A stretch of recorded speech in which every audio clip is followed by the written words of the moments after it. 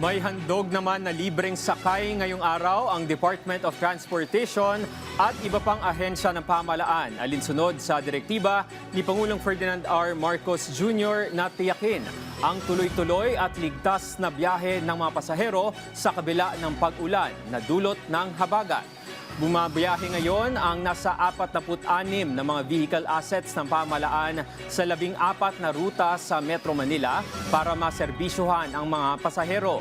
Katuwang ng kagawaran sa pagbibigay ng libreng sakay ang Office of the President, Philippine Coast Guard, Philippine Ports Authority, Civil Aviation Authority of the Philippines, LTO, LTFRB, Department of Energy, Department of Labor and Employment at Philippine Army.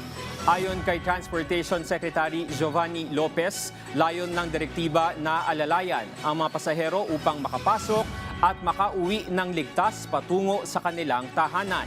Nauna na ring nag-deploy ang MMDA kagabi para magbigay ng libreng sakay sa mga na-stranded na mga pasahero na naapektuhan ng matinding pag-ulan dulot ng habagat.